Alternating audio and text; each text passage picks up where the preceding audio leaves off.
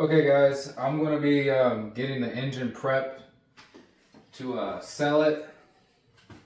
I got somebody that's interested in it, so I need to go ahead and get the intake removed because I'm just selling the long block. And I'm also going to remove the transmission, so in this video you'll see me do that. Other than that, yeah, that's about it. That's all I got so far. I just want to get right into it and get this done. I already closed up the garage for the day. I wasn't going to do anything else. And I was talking to this guy and I'm like, I'm going to be busy this week at work, so I might as well go ahead and prep this engine real quick. So if he does actually come, you can pick it up. If not, it's fine. I was already thinking about removing the intake and everything from this anyway. So even if this guy don't show up, he just like ghosts me, I'm not going to worry about it. That's his problem, not mine.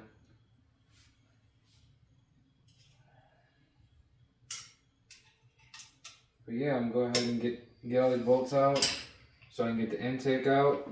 If you've never removed one of these TPI intakes, and I know most people haven't, they're usually like these Torx bit bolts.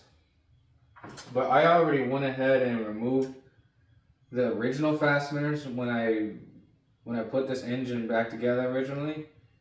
So now they're all like these stainless steel Allen key bolts, and they're a lot easier to remove than the internal hexes. Because what happens with those internal hexes is sometimes they rust out, then you end up having to try to weld something onto the head of the bolt so that you can actually turn it out. But with these hex keys, they're all stainless steel, so they're not going to rust out to begin with, which I don't understand why they didn't just use stainless steel fasteners to begin with. Probably just because stainless is expensive. Probably not that probably wouldn't add that much more to the cost of the vehicle, but GM's known for, cutting costs where they can. And why would you?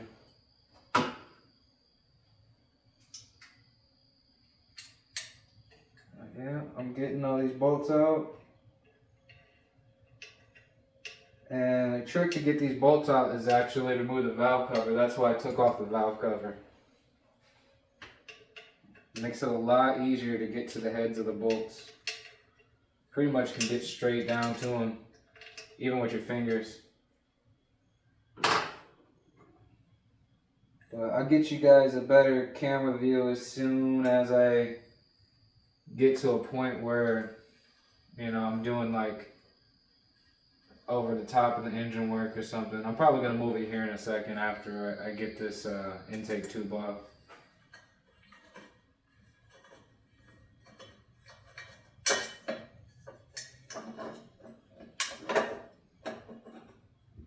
Alright, got the intake tube off. And I'm keeping the intake, so put it over here in my pile. I'm not really too worried about it. Don't actually know if I ever actually use the intake again, because the TPI intake is really restrictive. I want to make some horsepower, so I don't really think I'll use it, but we'll see. Alright,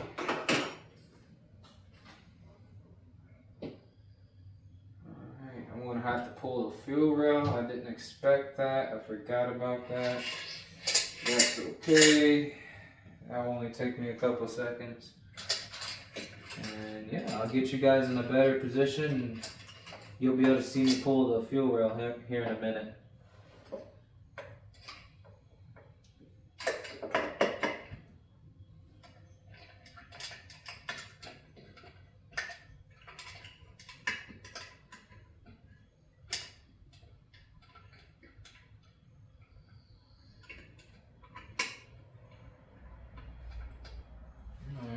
So to remove these fuel rails, they're 10 mil bolts. I'm gonna get you guys over here closer. It's already been 5 minutes. Wow. Wow. Oh yeah, I had changed the zoom so you guys could see how far you actually were. Alright, well, I'm gonna go ahead and get you guys set up and I'm gonna get these 10 mil bolts removed. There's only 4 of them that hold the fuel rail in. And when I pull it out, the fuel rail should still have a little bit of fuel in it.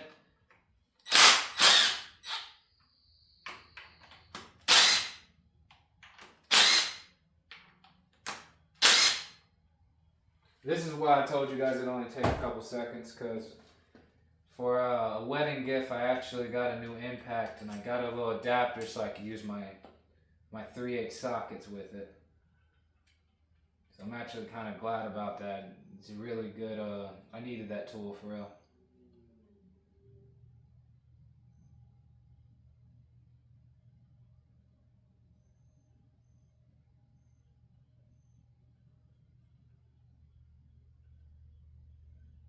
But yeah, we're gonna go ahead and get this fuel rail pulled and move on from there.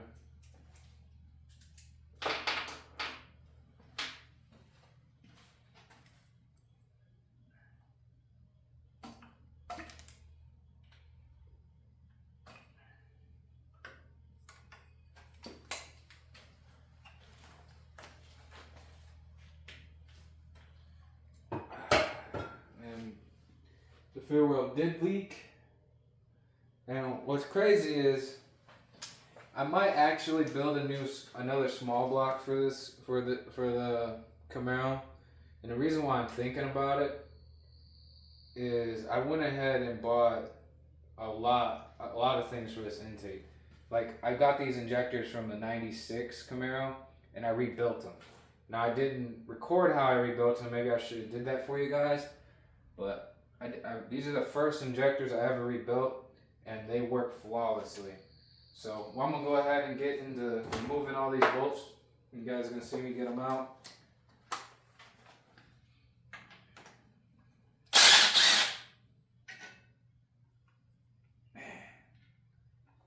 Way nicer than having to use the hand tools.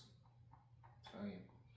The only problem I'm having is I'm using metric sockets, and I'm pretty sure all of these are standard. So the bolt got stuck.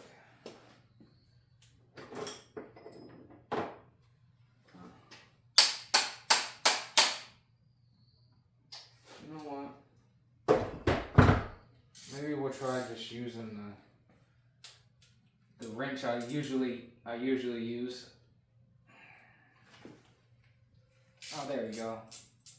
A lot easier. We'll just do that and then take them out by hand. Because I can't get the bolt. Like when there's no car in the way, you can just swing your whole body over the engine and transmission. Yeah. If you want to work easily on a car, remove the car. You'll be able to work on the engine and transmission really easy.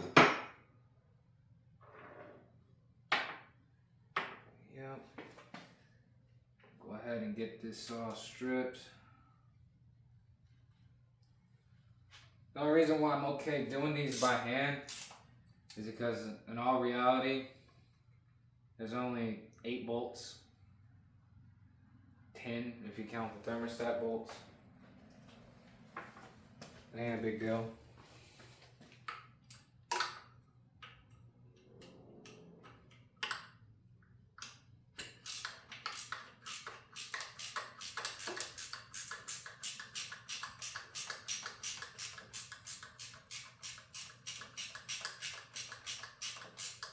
No, the crazy thing is, at one point I had a problem where my thermostat kept leaking right here, and it's because someone had put the wrong bolt in there, and it started, so when I went to go put the bolt in, it wouldn't clamp down all the way. And I figured that out, so what I did is I just retapped it to the bigger size that I could, and just put one of those bolts in. And that's why these bolts are 2 different sizes.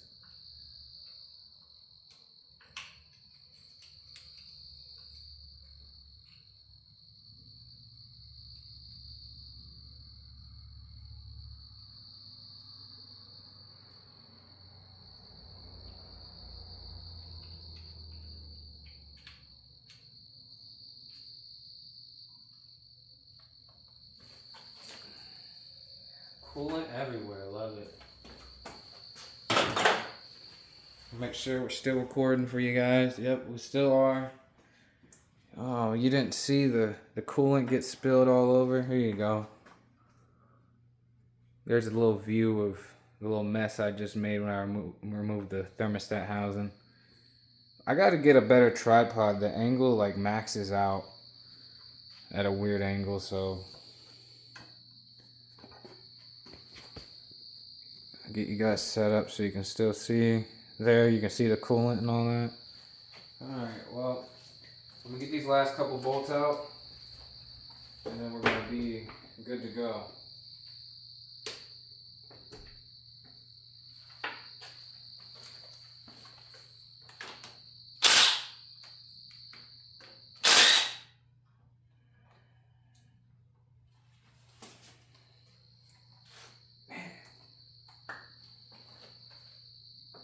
I'm getting lucky being able to pull the bolts out of the socket.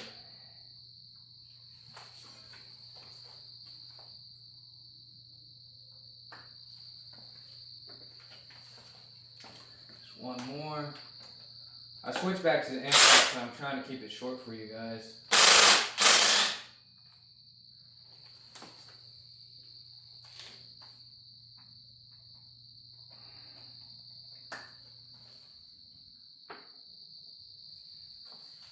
Some people say if you use the impact on aluminum heads when you remove the bolt, you can risk stripping out the aluminum threads. But right there, when I just took them out, I didn't damage any of the threads. I didn't get any like aluminum shavings or anything like that, so I think we're good in that area. So I'm going to go ahead and grab a pry bar.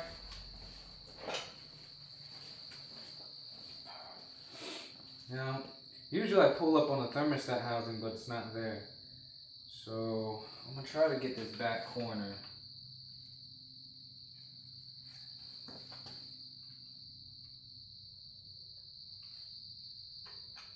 That's not working.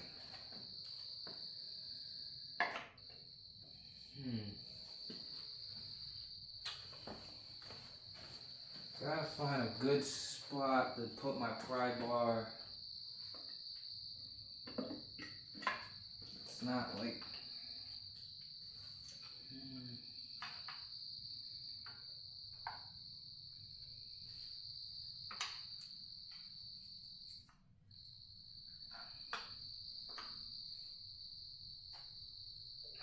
You know,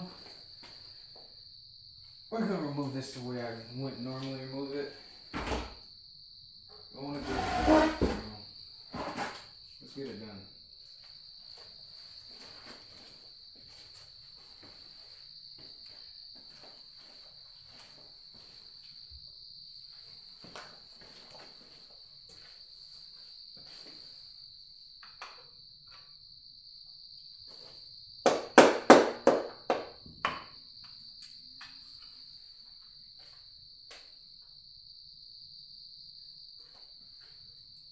Sorry about that, guys. I don't want to lose these bolts.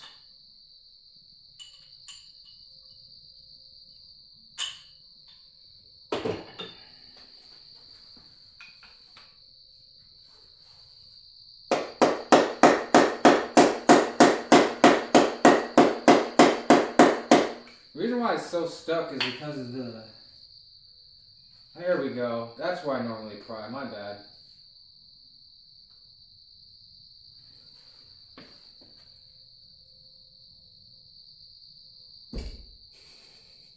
Yeah, it's stuck. It's lifting the whole engine up. There we go, everybody. Whew. That thing was on there tough. I can get it pulled off.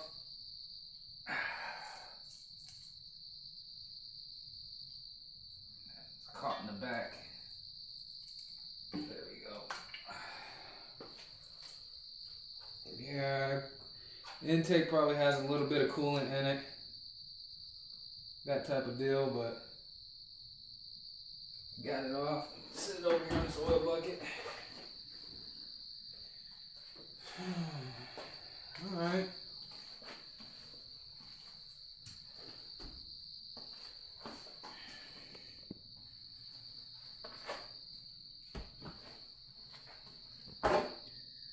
get you guys over here so you can see me removing the bell housing bolts on the transmission. Give myself a drink.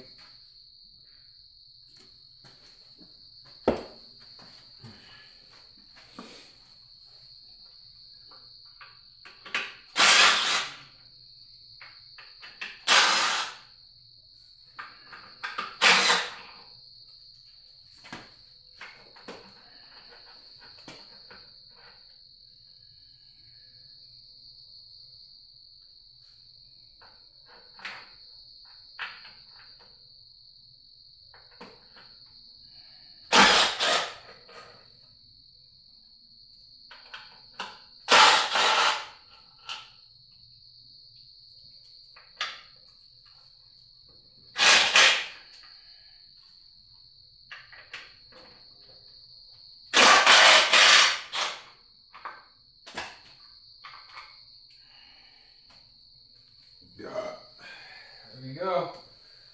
Throw the bell housing bolts out. And with that out, we're going to go ahead and just pull this transmission back so we can separate everything. I got a million bolts sitting over here.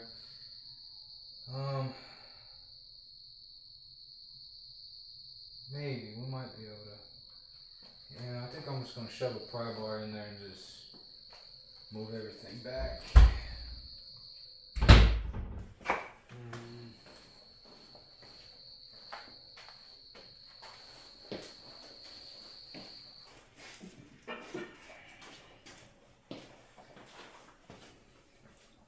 In this situation, the name of the game is leverage.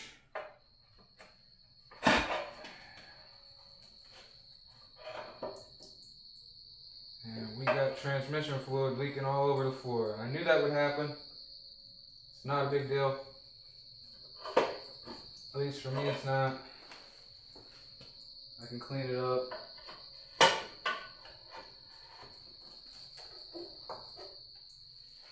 So I'm gonna go ahead and pull it the rest of the way.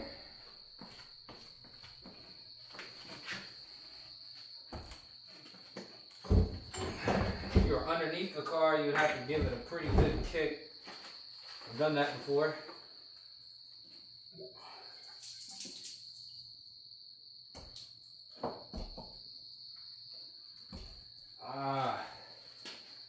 The engine wants to go flopping forward if I do that. So we're going to skip to putting on the engine hoist real quick so that the engine hoist can support the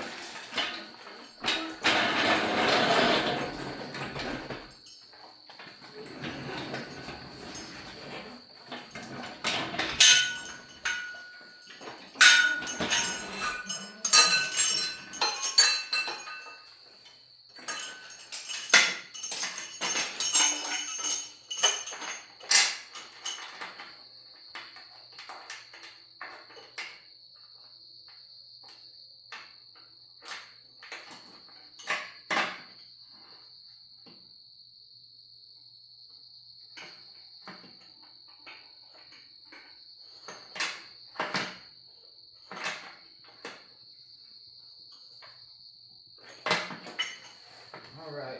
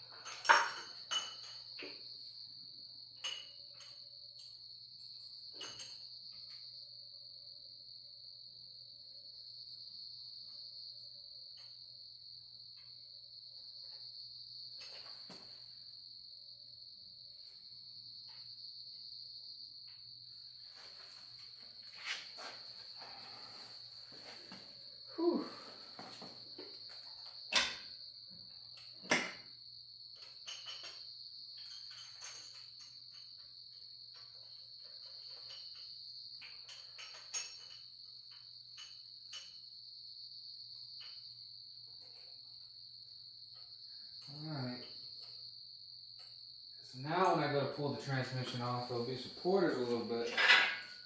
You ain't gotta worry about the engine going flop.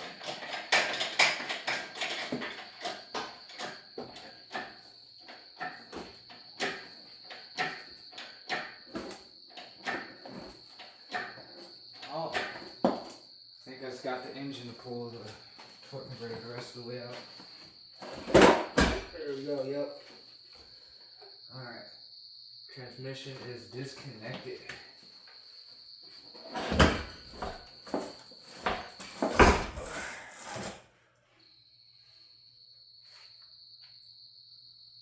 Now we're leaking a little bit of fluid from the converter.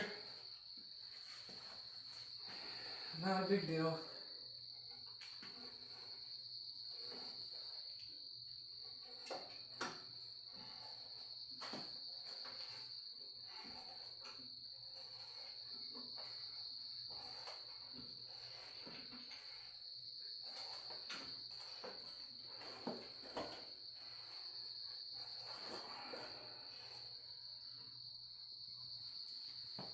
Actually, picking the engine up will make my life a lot easier.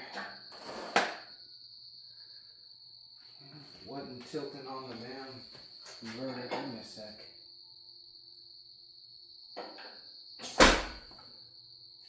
Oh.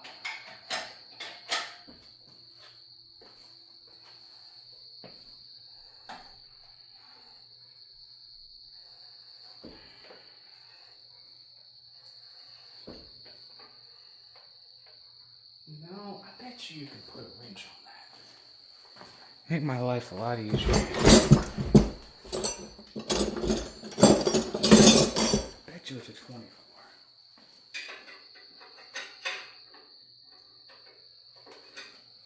Not a 24.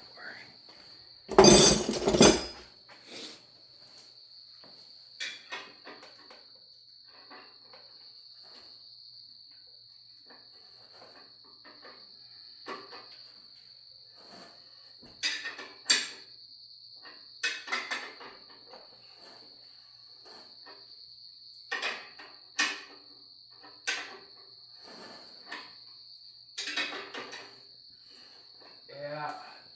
So if anyone ever thought working on engines in your garage at 11 o'clock in the morning, 11 o'clock at night, my bad, was easy, it's not. Shit's boring as hell.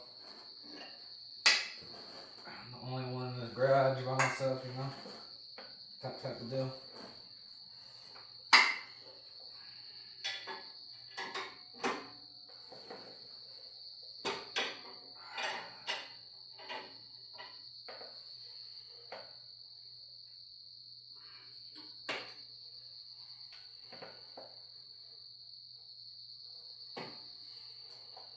Just trying to get it centered so when I go to lift it, it's not leaning.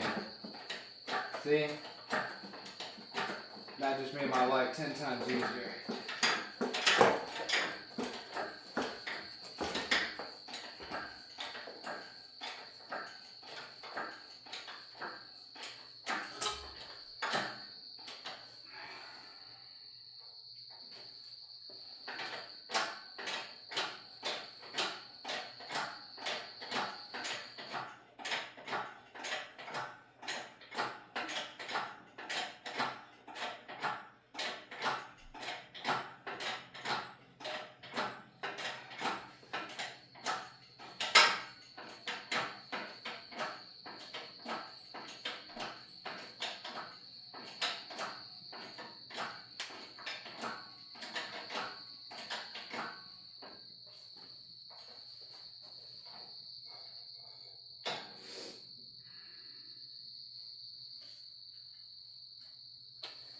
Alright, so I don't know how long this video is, but we're only at 25 minutes, so I'll go ahead and get the torque converter removed, and then we'll call that this for the video. But I haven't removed the torque converter yet, so I'll go ahead and get it done for you guys.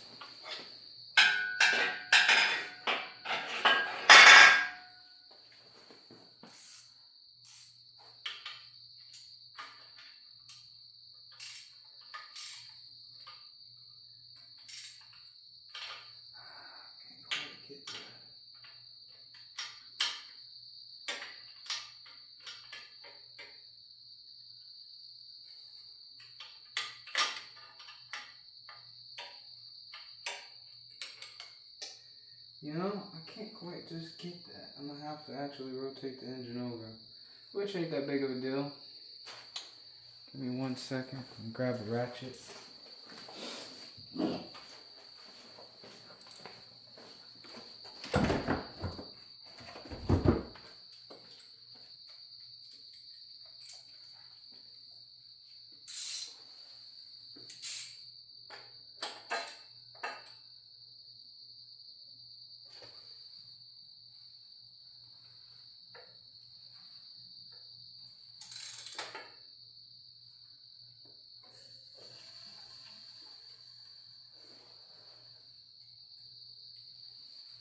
Still got the spark plugs in this bad boy, so I don't really want to rotate over, but it will. Got one of the bolts coming up, so I'm gonna go ahead and rotate it a little bit more so we're closer to it. We're just still making a mess all over the floor.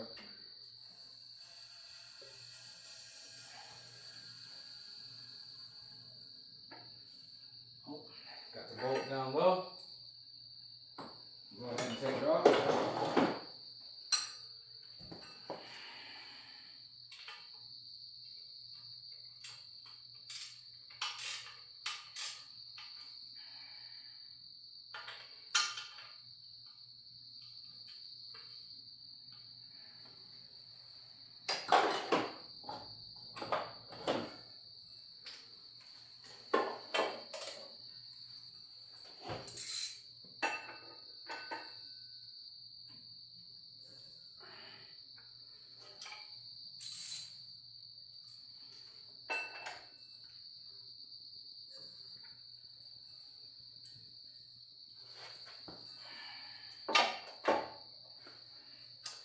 Need a extension. You know, guys, I really wasn't prepared to shoot this video, and I apologize. I did make it really long, but this is how it is sometimes. I need to find the extension so I'll be able to take the bolts out.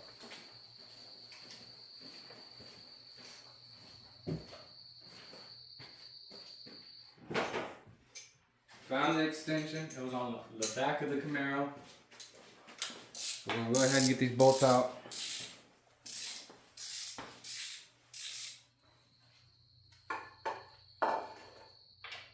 There we go.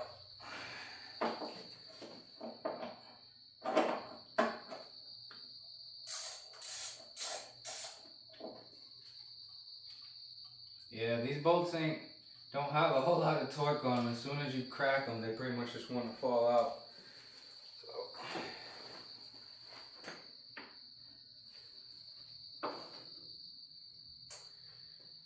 go ahead and rotate the engine over. About, I want to say, half of a rotation.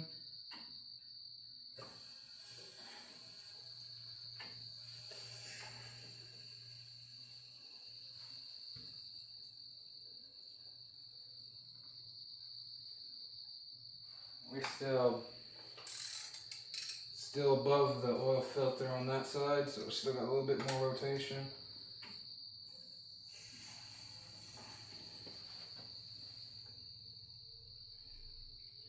Not see, nope. Almost there.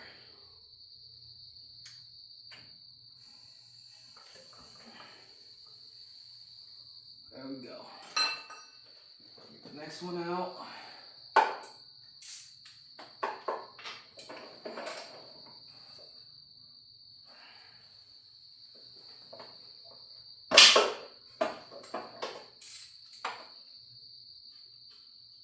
Pretty much once you crack them, you pull them out with your fingers.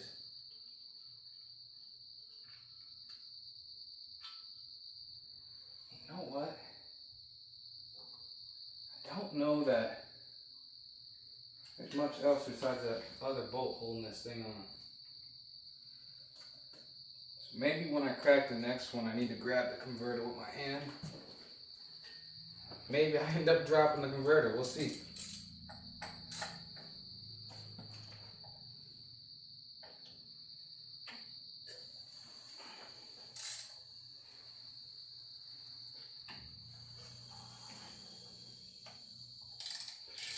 breaking my hand by the time.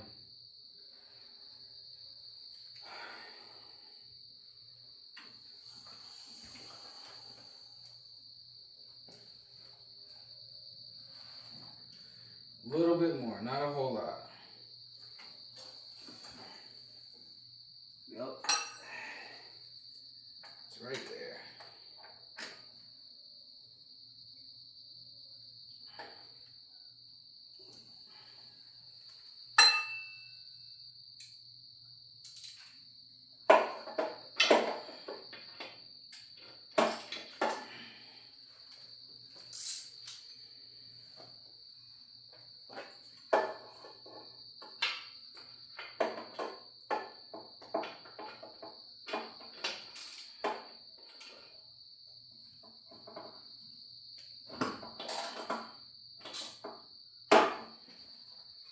This bolt is holding on because the torque converter is loose now.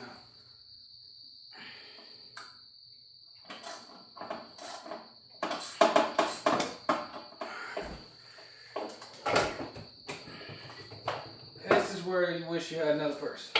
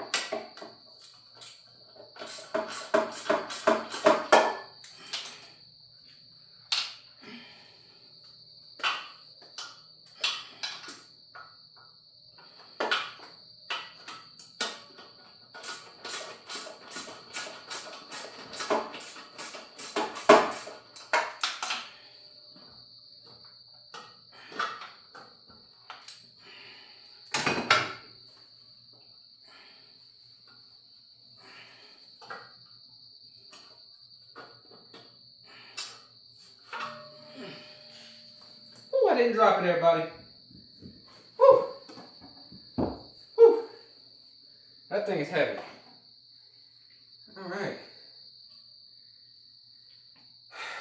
And that's it. We stripped the engine down. That's all we're going to do now. We got the engine stripped down, so I'll go ahead and call that video.